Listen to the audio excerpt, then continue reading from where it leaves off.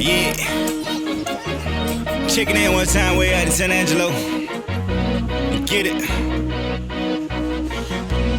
Yeah, I'm with Ty Harris, breaking cold at the ranch, let's freaking rodeo. Podcast popping, I'm top 3 straight out of Angelo. Since jeans, Bloomer trailer, Sally Moe and I look drink. Took 4 shots to that penalty, the same night I won penalty. I won Rookie of the Year, 2018, they still remember me. 900,000 at the American, in Houston I'm a veteran. Costa Rica, Cowboy Christmas, back to back, I'm so official. They doubted me, they hated me, they never thought I'd make it here. Small frame, heart of a lion, flag drop, they say my time. NPH, no limits, working hard, I've been on my grind. Let's freaking rodeo, don't act like you don't know me, bro. I ain't TIP, but I put on for the Harris show. Freaking rodeo, take them to the barn, do the do-si-do. Like Ty Harris in this, let's freaking rodeo.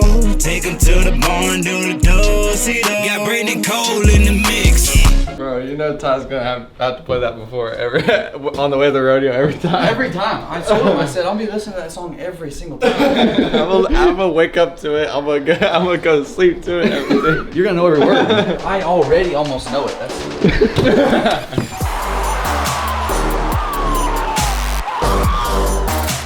How you feel, brother?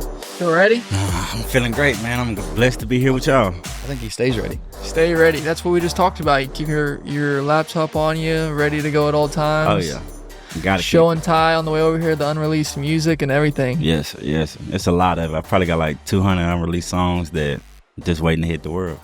So we're with Cowboy J Brown. Is it what is your name? Introduce yourself. Tell us about yourself. Let's just run it. So I go by J Brown, the Cowboy Boss. I'm from Houston, Texas. I do country rap music and I rodeo. Come on now. Yes, sir. Where'd you get that name, J Brown, the Cowboy Boss? So my name is J Brown. And when I was younger, they used to call me Lil Boss. So I took the little off and put Cowboy in front of it, and you know what I mean? Just put J Brown, the Cowboy Boss. It seemed like it fit me. You know what I mean? Yeah. Just took the world by storm. You said in one of your songs, he's like, It's world champions, next world champions. He said, I'm the next George Strait or something like that. Or like I'm not the next George Strait, or like I'm the new George Strait or something like that. Yeah. Bro, I have never heard rap music and not just country, but like legitimate country lifestyle crossover. Yeah. And dude, it was, I mean, just us talking about your lyrics, talking about High Call, talking about Roping Necks like Shane Hanchy, talking about that Pauly lyric. Next world champion? Yes. It's crazy to see how good the music is, plus like the lingo of the Western life is wild. Man, so how that even came about, you know, I grew up on the south side of Houston, which is, we don't have land like this. You know what I mean? We had horses in our backyard with a donkey. So I knew that this lifestyle would change me, you know, when I got into it. I was 19 when I wrote my first cab. I started riding horses when I was 17. So I was like, how can I mix urban and country and do it the right way? You know what I mean? Not the way that it's being portrayed by a lot of artists. You know, they try to twang their voice, throw boots and hats on. Like, this is really my lifestyle. I go out in the pasture, rope cows, go to the practice pen, training my horses. You know what I mean? Like, but I also remember at night, you know, it's shootings at night. You know what I mean? There's stuff going on around my neighborhood, and I didn't want to be a part of that. You know what I mean? Like, I got tired of that. So I took everything that I knew from that and transferred it with my country lifestyle and just started rapping about it. So you just, from Houston, grew up in Houston, yeah, and you just wanted to get out of the lifestyle, and then that's what made you want to pursue country roots, riding horses, rodeo, all this stuff? Yeah. Rodeo changed my life, bro. Like, seriously. Like, I hear a lot of people, you know, say how it did for them, but this saved me because it's no telling where I'd be at right now. I mean, and everything you rap about is rodeo, the country lifestyle, horses, calves, ranching, bull riding. I mean, you truly understand it and love it, or you wouldn't be able to write that many songs about it. We just listened to 20 songs, and from every lyric is about it, and you wouldn't be able to get that deep about it if you didn't truly love it, I think. Right. And you got to know what you're doing. Like, you have to live the lifestyle to know the lingo, because it's a lot of artists that's doing it, but they're only hitting the bare surface. You know, got a horse up and down the road. Like, nah, I'm talking about really being in the pasture, roping nicks and having to get some tie ropes and, you know, cow dogs, and this is what we live in. Yeah. You know, you got some cows out right now. I'm pretty sure you got 4 or 5 dogs. You can go pick and go round them up by yourself.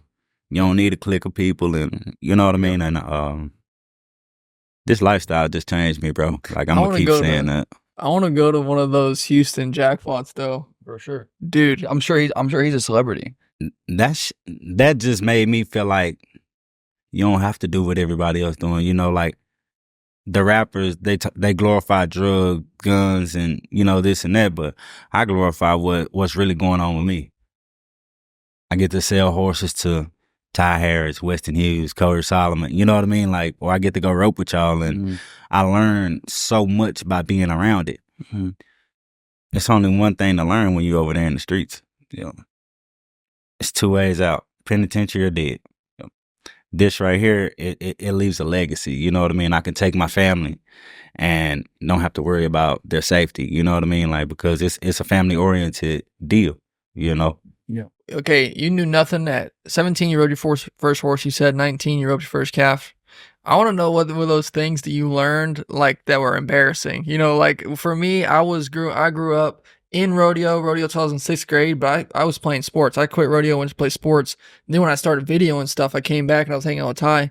I didn't even know what a perf was. I didn't even know what a slack was, you know, the terms and stuff like that. So what were those things for you that like you learned the hard way? Slack.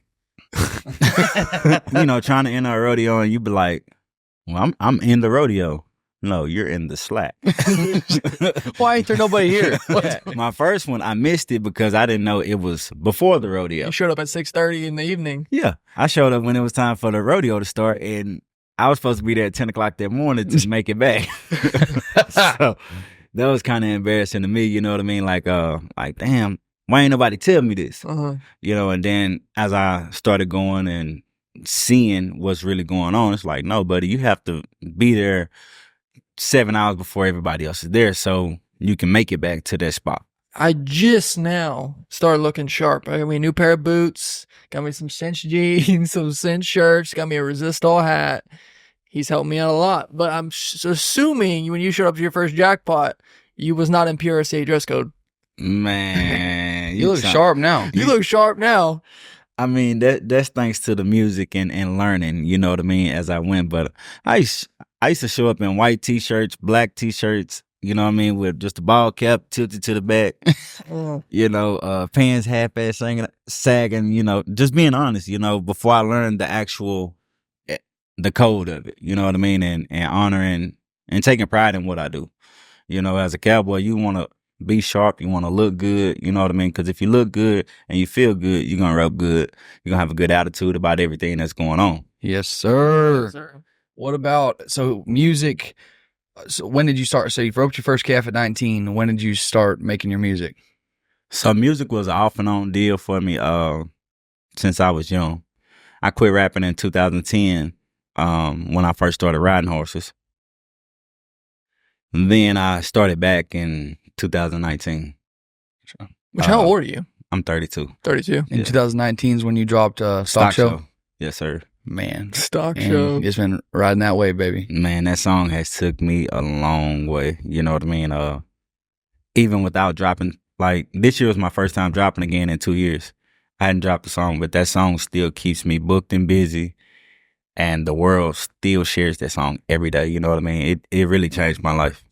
So I thought it was pretty cool when we were talking about getting you on the podcast, because our goal and our dream is to bring people to rodeo, get them to see it and understand it and just see the deeper side of it.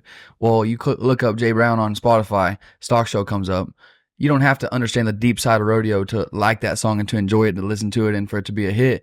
But then you start showing me your unreleased stuff. The deeper the lyrics get, the more it gets into the actually what we do and everything. I don't know. It's pretty cool. I just think about people just getting a deeper understanding of what we do and the lifestyle we live, like this podcast, like your music. I don't know. It's just pretty cool. The attractiveness of the Western way of life, the attractiveness of rodeo, for some reason, it's hot. Man, everybody wants to be country now. I mean, why? I mean, I don't know why, though. It's like it's been there the whole time. It's been here, But now, I put it like this: since COVID happened, it's a lot of people that wasn't tapped into the country market. They got bored, so they went and bought horses. They went and bought 4-wheelers. You know what I mean? They started having to spend more time out in the pasture and stuff doing things because you couldn't go places and party. You couldn't go out in the world and, you know what I mean, like vibe with your friends and stuff at this time. So you had to find other avenues, in which all you had was trail rides, rodeos that was still going on while COVID and everything was, you know, was in time. So I feel like that had a lot to do with it. And then, I mean, you had people dropping music like Lil Nas X, you know what I mean? That song, it did some crazy things, you know, and it brought the African American culture back into trying to be, you know, on the trail ride and rodeo scene. Right. Which we've always been here, but it just wasn't as predominant and seen a lot. Yep. Now you have guys like Ronnie Davis out of Oklahoma. He's like a fashion model, and they do Pony Express racing. Really? Now, Pharrell just did a series with him. They went to Paris, and, you know, they did the stuff with Louis Vuitton. And Really? so it's a lot of things that's actually drawing back to it, but people just wasn't paying attention to us as cowboys. You know what I mean? At one point in time. But now I feel like the world, everybody wants to be a part of it now. That's what I'm saying. That's what. So like we're partnering with Teton Ridge, bringing this podcast, and like they have huge goals and dreams and visions. They're the ones that went to New York Fashion Week and brought that cutting show and everything. And I don't know, I'm excited to see the future. It's a good time to be a part of it for sure. Sir. When you think about rodeo, you think about this is a big, broad question. You think about the things that you think are hot right now that are going to be here 10, 20 years later that have some momentum. And what do you think are some things that kind of suck right now and we need to... So, the Fiesta Open, I love to watch the match. Got to see Brent Lewis and Ricky Cannon. What did you think about the one last night or 2 days ago? Oh, Riley and Caleb. Man, that was an intensifying match. It came down to the last Literally. calf. Dude, 0.4 of a second with one to go. Yeah. And Caleb goes 8.6. And the bad thing is Riley Webb backed in there, and there wasn't one person there that didn't think he could do it. Like everyone's on the edge of their seat. Like it wasn't like, oh shit, it's over. Yeah. Like everybody was like, we got to watch this run because he might go 8-9 right here for the win. Right. 9 flat for the tie. Right. It's true. And he went a couple swings too far, but still 9-3. I mean, it was, I don't know. That shows you the greatness though of Riley Webb. Like obviously Yes. Caleb's amazing, but Riley's that good that there wasn't a person there that didn't think he could beat 9 flat right And there. with less experience than Caleb. You know what I mean? Caleb had, 14 years on him? Yeah, Riley's 21 years old. I mean, wow. But Caleb's a dog now. Woo! One of the best ever. One bad horseman. You know what I mean? Like, I give all hats off and credit to him. You know, For sure. That guy there, he knows how to win, when to win. You know, I've been watching Riley too since he was a kid, and he knows how to win. Yeah. You know, that match, I ain't gonna lie, that was probably one of the best matches I've seen in a lifetime. Because it Me came too. down to the nitty gritty. I've seen 3 matches in my lifetime. That's it. That's the closest one. Tell him about what happened that day. Which day? During the fiesta when you called me. Oh, yeah. We're out there filming, and I'm supposed to go get some dinner with my girlfriend and her friends in town. And, you know, I've been filming the fiesta all day. Started at 1. It's about 4:30. It's hot out there, man. It's hot. About 85. It's been a cold front. It's been 60, 70s here in Angelo. And I'm like, man, I'm about to take off. Yeah. I'm about to take off. Well, what do you... And he texts me, he's like, there's 4 calves left in this match, and there's 1 second left, or there's 1 second separation between them. Get back over here and you film it, basically. I said, get your ass back over here. I said, all right, I'm turning around.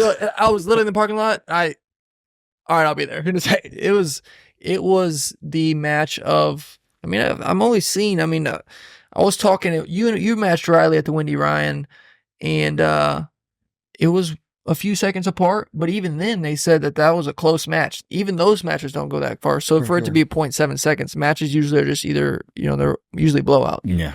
What did you take from Caleb when you're watching Caleb right there? What did you take from him? 12 calves. I mean, what did you think? Consistency is key, just as it is in anything that we do. Every calf he ran, he was 10, 10, 11, 10, 10, 10. Every time. Until it came down to the last of the wire, then he turned up. He just turned the switch on. And was like, oh, I got it. Closed his eyes and it was over. You know, which I know that both of those guys could have been 8 on 4 of those calves, but they just took their times and ran through the motions. Being solid and staying consistent is key to everything, and he dominated that day. A year off, come back. I don't even know he's been practicing for the match too, but godly, and you could tell he's getting tired too. I'm sitting there I'm right on the fence right there in the arena watching him. You could tell he's hands on hips, man. He's got those 2 herniated discs or one really? For sure. That back was killing him. I mean, he's a dog. Yeah, makes it look easy. Whoever. No, obviously no disrespect to anybody, but somebody said 15th man in the world, just to be thankful that Caleb didn't rodeo this year. I mean, because if he rodeoed, he's 100% NFR guy. Like, there's not very many people you could say that about, but if he's going to rodeo, he will make the national finals no matter what. Doesn't matter. And he'll start late in the year. Yeah, whatever. He's going to make it. Like, y'all think he's going to come back eventually? I have a bet on it, so I hope, but we'll see. I was telling Joe Brayton, I said, I bet he comes back. My bet was that he was going to be roping at the NFR this year. When everybody's talking about he's done, blah, blah. I said, shit, he'll be at Houston. He probably might win that. Houston. And he might be at Calgary. He might win that. And anyways, but the person that I lost that bet to said, I'll go double or nothing. I said, yeah, I bet you he will rope at the national finals before he dies again. And they're like, all right, bet. So we got a double or nothing bet. We'll see. Caleb, make me some money. Which smart on you to say until he dies, not 2025. I mean, that's convenient for you. Yeah. I mean, it's a good bet though. But what other events you like in terms of rodeo? What, like, obviously calf roping is where you go. I mean, you team rope it all. You keep up with that? Yeah. So I just got into team roping like the past 2 years. I really started taking it a little more serious this year. Went to a couple of World Series and jackpots. You know, I mean, it's fun. It's easy, but I like calf roping because I like to do stuff by myself. I don't like depending on nobody. Especially if you're a healer and you actually want to throw your rope. Well, even if you're a header and your healer misses. True. Yep. You know. It's true. I was filming. What's up? Nothing. Not much. I was filming Cody Johnson, his team roping over there. And, you know, they had the first round with all the pro guys. And then they had the numbered roping, 12 roping, and 10.5 roping. And 10.5 ropers are good. I mean, they're good ropers. But then you watch the pro guys, I'll film, and there's 300 team ropers there. So I'm out 4 hours a day for 5 days a week. Every day, yeah. And then it gave me perspective on how bad of a man Tyler Wade is, how good Junior Nogueira is, how bad Caleb Driggers is. It's like, 10.5 ropers are good, but then you see how, I mean, these boys just right across the line, and everything is fluent. Versus where you have number ropers, they got to take 3 or 4 extra jumps. True. They got to keep their horses in because they don't have that fluidity with their rope horse and, you know, going to the left. And then you got to have the steer out a certain way for your healer. You know, Junior Nogueira, I don't care where you put him at. All he got to do is just drop his rope and you know he's roped, you know. Dude. And then he hits it with with that. And he gonna lean back on every one of them. So have you seen the video from Pinoca? Tyson Thompson, me and him were talking, and we're talking about healers, best headers, blah, blah, blah. And he said, man, there ain't nothing like when I seen Junior Nogueira come around there, heal that one at Pinoca, and he walks out of the arena like he just killed a bear with his bare hands. Yeah. And dude, you got to pull up that click. It's badass though. Like it gives me chills, man. He freaking just walks out of the arena like he just killed a bear with his bare hands. Coming in the calf roping this year, dude, and he's got an all-around chance. You know, so you got Shad Jr., Coleman Proctor. It's gonna be interesting. Obviously, when Stetson's back, it's probably gonna be his again, the all-around title. But it'll be interesting this year to see because it'll be 3-man battle in the timed events for the all-around title. So we talked about Cody Ole and Fred Whitfield on our last podcast. You ever keep up with that rivalry? Obviously, you're a calf roper, so you know it. But have you dived into it? To be honest, me and Cody Ole are more tight than me and Fred. Really? Yeah. That's what I was gonna ask you. I was gonna ask you about that. I mean, me and Cody talk, you know, pretty often. I was gonna keep this off record, but we'll just talk about podcast, it. Baby. So, my first time getting introduced to Fred, well, I didn't even get to introduce myself because he walked past me. Ooh. I walked up to him in Houston one year and was like, "How you doing, Fred?" And he looked down and kept walking past me. I looked up. 2 seconds later, he was talking to another kid. He wasn't my color, but, you know, he So he kind of gave me a bad vibe, but I always respect him. I still look up to him for what he did, but just as personally, you know what I mean? Like, that kind of rubbed me wrong, you know. Cody always embraced me from the first time I seen him.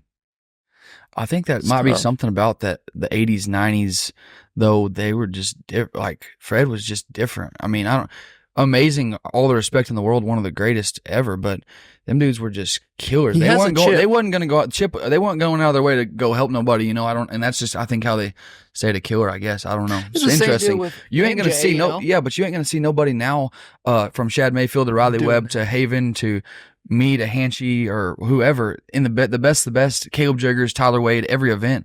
They ain't gonna be like that. I don't know. It's just different now. I mean, yeah. Which if Fred was sitting here, he'd probably say soft, but I don't know. I mean, I can't argue with one of the best ever. But. Yeah, I mean, like say, it's all respects to what he did, but just as a person, you know what I mean? Like when we met, bro, it was just natural. Yeah. You know what I mean? Like anybody that I've met in rodeo has always embraced me. You know what I mean? Like, and just being a straight up person, whether it was just high and by or we sat and had a conversation, you know, like.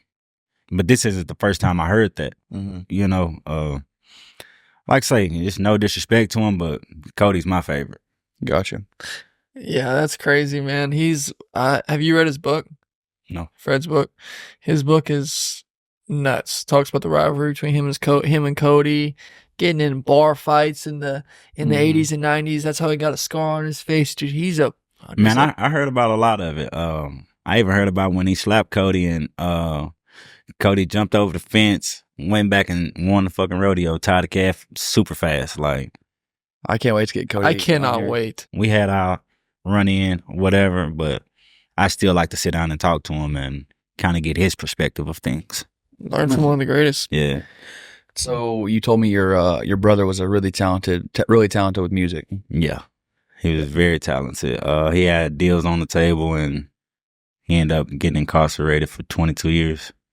Jeez. And that's kind of how you got into how you kind of, you just tell us about it. I mean, so I had quit rapping like 2010, and my brother ended up going to jail in 2018. He called me one day, was like, man, bro, I just wish I could be there and be doing music again. So I'm like, I got something for you. He called me 2 weeks later. I had made Stock Show.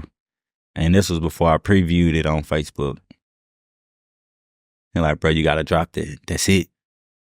I'm like, I was bullshitting when I made Stock Show, to be honest. Like, I was beating on my gas tank, broke as fuck. Like, I'm just like, okay, I'm going to make a song. I'm sitting there looking at my horse in my yard. Like, I got a bad bitch.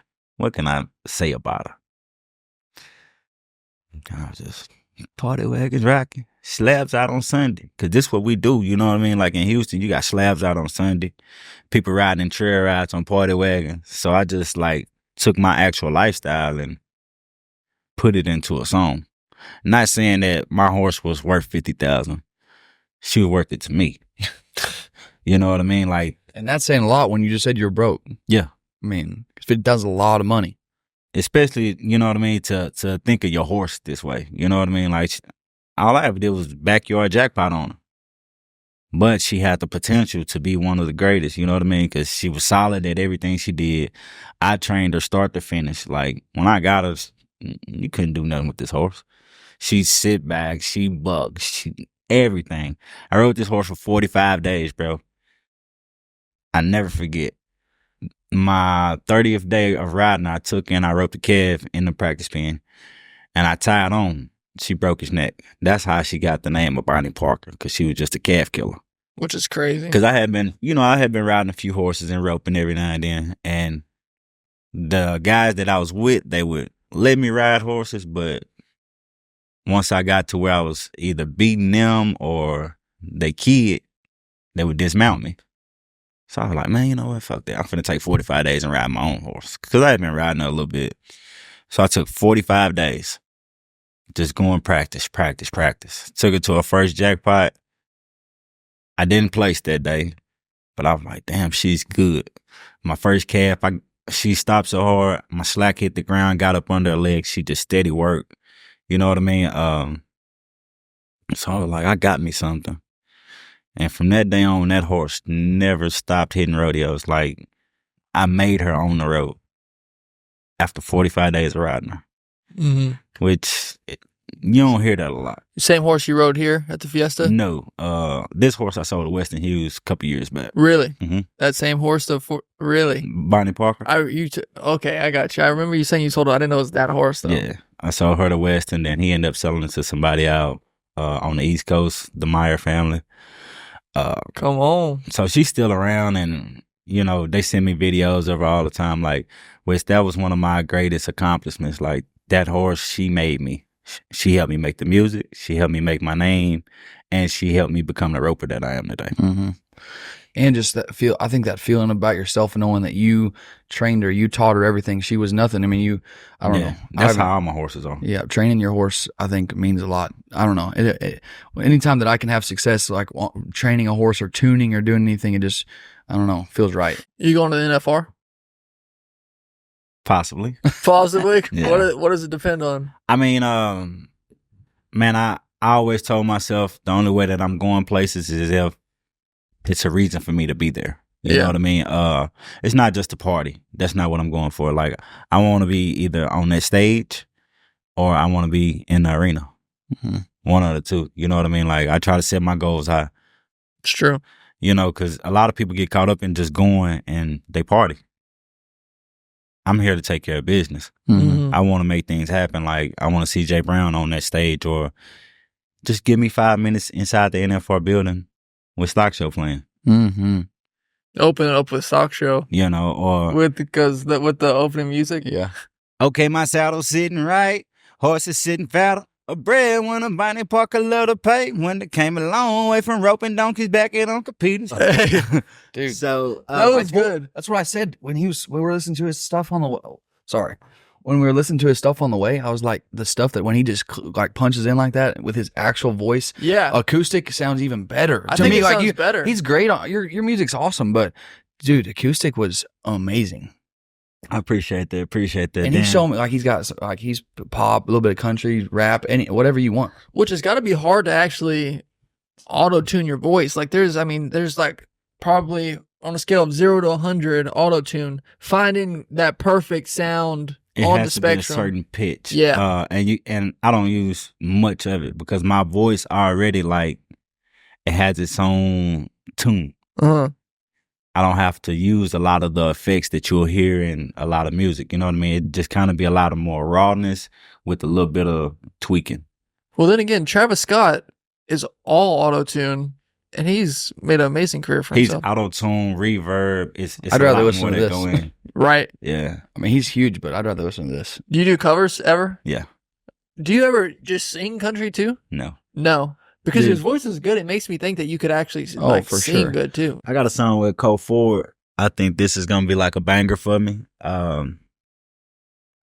Headed out on Friday night, trying to have me a damn good time. This old school Cheverado never let me down. Taking shots straight out of a bottle, need another round. Ain't gotta wake up in the morning, we gon' turn this place out. Goddamn.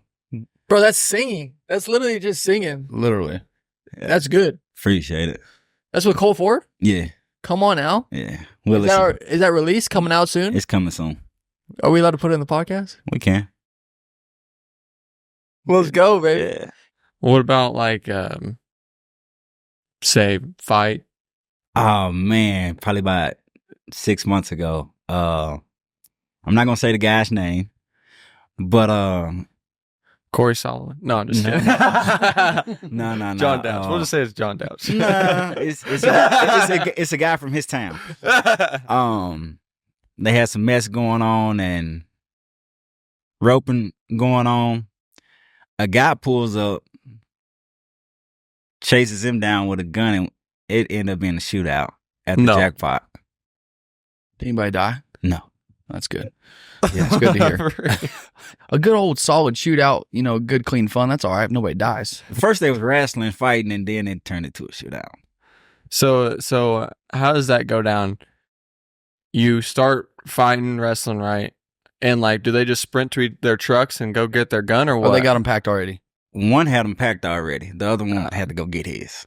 Wow, you don't want to be that guy. No. you don't want to be neither one of those guys in that situation. Yeah. I mean, we at a rodeo. We here to have fun. You know what I mean? Yeah. And So yeah, that's usually where that ends up. So have you experienced that a few times those or not really? man, so They usually don't get when that when I first started, you would always get a fight. It's somebody either gonna be too drunk or they got some old drama and some tension built up, and I mean, shit, it's gonna go down when they see each other. Does it make you like not want to like keep coming to them, or is it just kind of like it is? You probably know what it nobody's is? gonna mess with you. Well, for me, bro, that's where I started. You know what I mean? Yeah. But I wanted to progress. So now I try to go, CPRAs or ultimate ropings, you know what I mean? Stuff that's more organized and function to where I can get the recognition I need. The horses that I'm riding and selling, I can get them sold to the right places and the right people versus being in the backyard and getting lowball for them. Right. Yeah. I mean, that's the thing. Like, so Ty has, Sherman, he was always roping with them. Well, like, you can throw him on any horse Yes. anytime because he would just show up at those backyard Yeah. and jump on anything and just freaking go and just some wild. And Sherman's been like that since I met him. I've been roping since 2010. 2011. Since I've been seeing Sherman, guys like Sherman, Dion Atkins, James Collins, these are just phenomenal athletes that can jump on a zebra and beat your ass. Yeah. You know So what I mean? earlier you said you quit rapping in 2010, and then you just said you started roping in 2010. Yeah. And then now 14 years later, it's come back together. Yeah. It's pretty cool. I just think people don't realize how many guys that are like that. Like they're talented like that. Yeah. That they just like they'll show up at a that's the thing. You show up at a roping in Texas and you're like, who's this guy? Just 7'5", Man, right? it's so much talent. Like, so what I've always learned and saw, the hardest place to win is South Texas. Mm-hmm. Oh, for sure. In a backyard jackpot. Not even at the big roping. You go to a backyard jackpot, it used to be 12 guys, that you knew they was going to be this. Now it's 80. Yeah. Everybody that bags in the box, half of them don't have a horse. But they're going to get that rope out their hand at the end of this pool table, and they're going to time fast as they can. Yeah. You know what I mean? Tough. And from There's no doubt about 12 that. years old up to 45, you got guys that still have that caliber of skills and can jump on a jackass and beat your ass. Horse ran up, won't work rope, but they still find a way to be that guy in the rope. Mm-hmm. It's tough, bro. So we were talking earlier, just messing around like about your process, and I don't know if you had done that earlier in the podcast much or not, but like you're just saying that you basically have your normal day, your normal routine, and if you pop up and what you said have a vibe, Yeah. then you'll just boom spit it out right there. That's it. Like, that's why I keep my studio with me, because you can't relive these moments. These opportunities come once in a lifetime. They may come again after that, but you have to present yourself at that present time to showcase who you are and what you can do. You know what I mean? Like, Ty didn't think that I would be able to produce the type of song that we just did within 30 minutes. Yeah. It takes guys 2-3 hours to make a song. 2-3 days, 2-3 months. That's my fault. Dude, I couldn't believe it. He said, I'm going to come make a rap for you. And I was like, all right. I did not expect that, man. It's pretty awesome. Extreme talent, for real. Thank you, brother. Safe to say I was extremely impressed myself. I appreciate it. But yeah, and you touched on, your hit song, Stock Show. Yeah. Well, and you said that song's really, really carried you. What's it like having like, I don't want to be rude and say, one hit wonder, but like that's kind of, you're saying that song's carried you to where you're at right now. And what's your motivation to having another one like that? Or are you more so like, I want to have a full album of just... When I started initially, I just wanted to do straight rodeo country rap music. But as I developed into an artist, I realized that a lot of people don't do what we do. So I have to connect in every aspect, you know what I mean? From country, pop, rap, real life music, romance music. And if I'm going to be this phenomenal artist that I know I can be, I have to be able to still keep my substance of being a cowboy, but I have to hit on every point of the board. You know what I mean? So that way it's still the context of countryness, but it's urban because of how I came up. You know what I mean? Like, you'll never forget your roots. You know what I mean? Right. No matter where you go, it's always a thin line between I'm going to go commercial or I'm going to stay to myself and how I am. You know what I mean? I try not to go too commercial because it's a lot of fake, phony stuff that goes on in the industry. Right. I could have did that 2-3 years ago. I had opportunities with Jelly Roll, Colt Ford. I mean, I've been around Travis Scott, been around some of the greatest. You know what I mean? Me and an old friend of mine, we were very close. Taught him how to rope, helped him build his barn up, and put a lot of good horses in there. I mean, it's still much love to him, but we just don't mess around anymore. Yeah. I've been a guy that I took Earl Thomas that played for the Seahawks to his first rodeo. Really? Yeah. Dude. Him and his Yeah, I family, just took dreamed them. he would be a Dallas Cowboy for years. And that never came true. Yeah, They me and kept him was teasing actually it, cool. kept teasing it. Really? Yeah. I used to chill with Earl a lot Okay. when he came to Houston. I'm not going to speak on where we were, but Right. he was a good friend of mine and looked out all the time. And one day he was like, man, what do you do? I was like, man, I rodeo. And like, man, I want to go. Well, at this time, I wasn't a 8-7 second guy. Still not, you know what I mean? Right. But me and Corey was always cool. So I hit Corey. It was Houston coming up, and I'm like, man, I got Earl Thomas. He want to come to the rodeo. I'm like, bet I got you some passes. So I call Earl. I'm like, hey, we're going to the rodeo tonight. He like, what? Him and his wife come pick me up. We hit the rodeo, and like, they had the time of their life. You know what I mean? Like, bro, I'd have never thought something like this I would enjoy. Because all they know about is like the fair part. You know what I mean? Going to eat all the good food and seeing the vendors. But actually getting down to lower level, you know, being able to go backstage and meet the guys and seeing what's going on, it was a whole different culture shock for him. Because it's like, you in a club every night working, but this is what you do in the daytime on your day-to-day.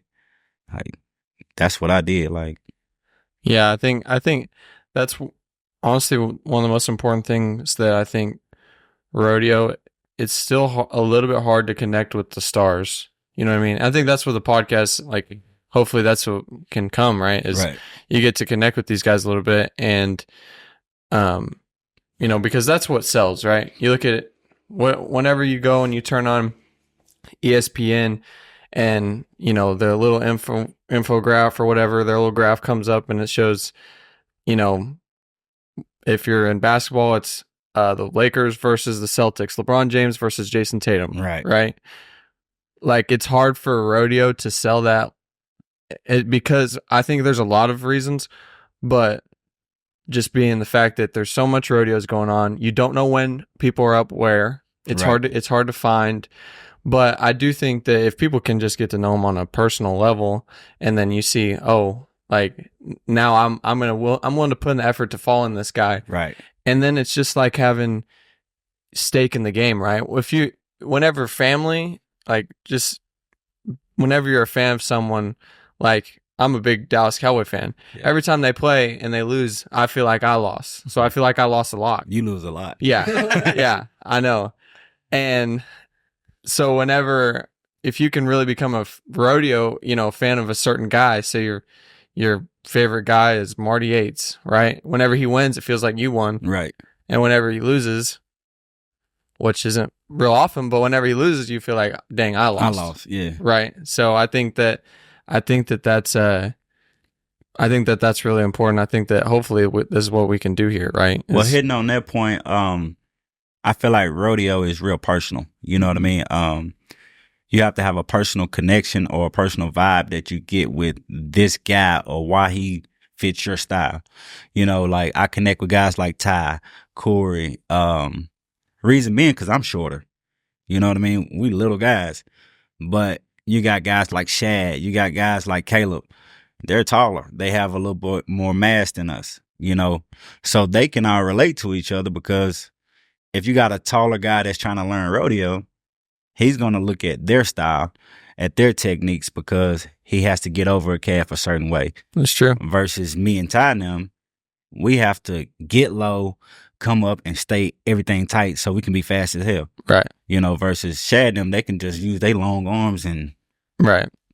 I think that that's a good point because even to the common fan, that makes you relatable, right? Like people like Steph Curry because they think if I was ever able to work hard enough at shooting threes, I could shoot threes like Steph Curry. Right. I can't ever dunk it like LeBron, Yeah. right? I can't ever truck into someone. yeah. But you know, and people don't realize he's still 6'3", like he's not short, Yeah. but it is more relatable. So He's a smaller guy on the court. versus Exactly. Compared to those everybody. guys, Yeah. exactly. So I think that that's a pretty sharp point I haven't thought of, but Which you didn't actually explain. You talked about your process of making a rap, but you didn't actually go into the nitty gritty of how we actually made the rap in 30 minutes. Oh, so coming into this podcast, you know, I already had plans on making a song for y'all.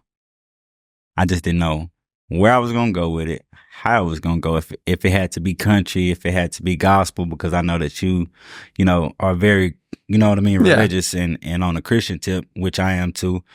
But I follow everything, you know. Yeah. I just wanted to make sure that it would be in the right context because a lot of my music, I say cuss words or I say vulgar things, but that's just normal hip hop. Mm-hmm.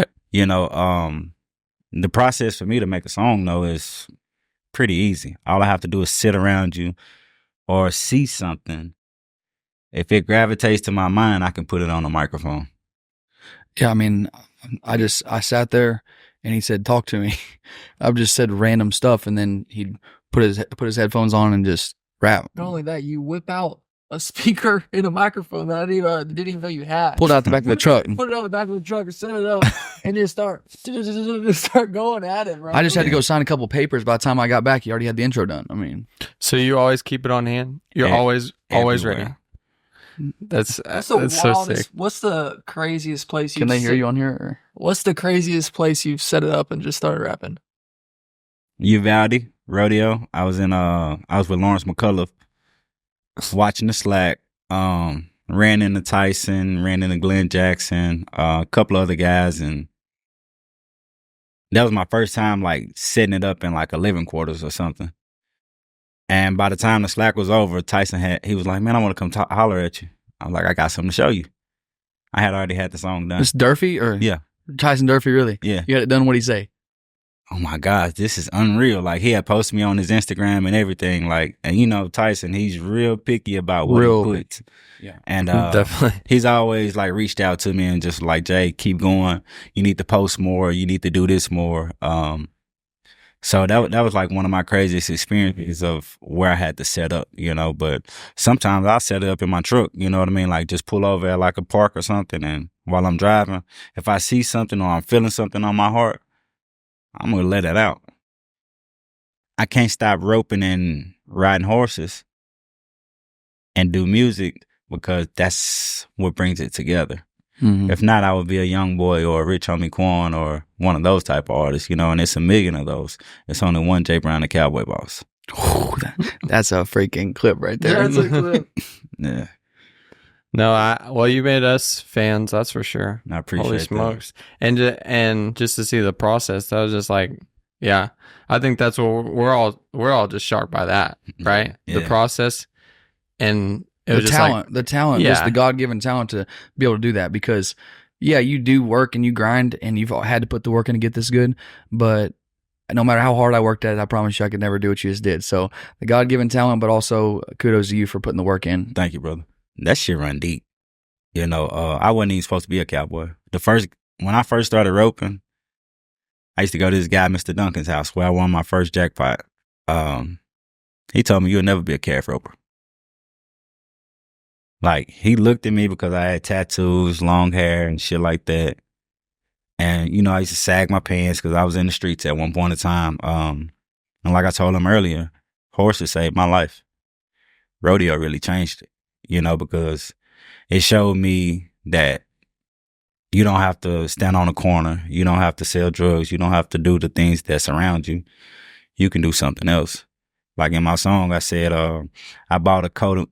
I say, fuck selling some dope. I bought a coat and went to really ride. Back in the square, and on my head, up them quick and tight. That's how you get paid. Where I'm from, out for $20. Remember back in the days when everybody had a jackpot. You know what I mean? Like, that's my real life, bro. It's not, I remember when I started, you used to go to $20 jackpots and you can come up on $300-400.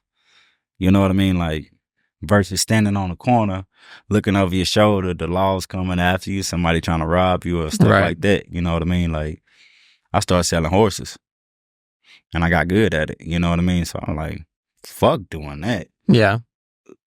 This where it's at. So you would say that rodeo took you out of that, like, Yeah. and so you had experiences before where you were doing that. Okay, Yeah. so that's cool. I think it definitely provides. That's a lot of people, right? I think that there's plenty of people. Whenever you get something that you feel like, what's cool about the rodeo thing is that it's not just, you know, the guys that go and, you know, try making the NFR, right? There's the people that they're just like you. They're out here going to jackpots, selling horses, trading horses, whatever. It's just staying in the game, but just for the love of it, right? Yeah. I mean, just because you love the sport. And I'm going to go back to you for a second. God did this. You know, I wouldn't be where I am without him. He took me through a lot of trials and tribulations to get here. You know what I mean? Like I said, the first jackpot I won, I was 18 on my calf. Everybody fucking missed, but me and another guy. And when he roped his calf, he was just shaking so much he couldn't tie it. Yeah, you know what I mean? I roped my calf, lost my right stirrup, got off, went under the rope, couldn't flank him. He was like 275. The guy, you know, he kept big calves. Got a wrapping a hood around him, threw my hands up, and he was the last guy to go. When he went over my time, I went over to the pay window, and I was just smiling ear to ear, like, yeah, they got you. You went from He's hooked. Yeah. You went from having to hustle to addicted to the sport. Yeah. No, dude, I think everyone's had that feeling, like that, just that first time. I remember, like, I started roping when I was, 4 or 5 years old, so I can't say that it was like, oh, the first time I caught a calf or something. That was cool. But like, I remember being 12, the first time I was able to get off my horse fast, I was like, oh man, this sport just got a lot funner. Right. Because it's like, you can, you know what I mean? And you get addicted to that feeling. So it's the same feeling people get swinging that golf club and they make that good hit. 100%. And they're like, they got to come back again. You know what I mean? That's the same thing that happens in rodeo. And I'm going to tell y'all this too. Every horse I trained, I didn't have calves. I had a donkey. Mm-hmm. I taught myself how to hold slack on a donkey. I taught myself how to do everything on a miniature donkey. That's so wild. Have you ever been to like a miniature donkey roping? No, but I'm sure I would kick ass. You way more practice than everybody else. Yeah, like I love it. I used to sit in the pen till 12 o'clock at night. We didn't have lights. I used the street light that was probably 100 yards, and it blared open a little bit. That's how I was able to rope. You know what I mean? They allowed me to use their pen, and I had that miniature donkey. I would just run around all night. And how I knew I caught him was when I be the using the street light to rope, that gets me going. That's so good, dude. I heard a story about Roy Cooper. He came back. He drove all night to somebody's place, parked his truck right in front of the chute, and flanked and tied all night with his truck lights. But pretty cool. Like he said earlier, he said this podcast didn't really know where it was going to go on every one we've recorded, but they all kind of turn out motivational just because the people we have where they came from and what they've had to do to get there. That's their passion. And so Right. it's pretty cool to kind of see the correlation. They're way different stories, but the correlation in them all. So pretty awesome. I appreciate it, brother. I Sure. thank y'all for having me. Sure. Yes, sir. Let's freaking rodeo. And we need to get that song in the building this year. I can't wait. Sir.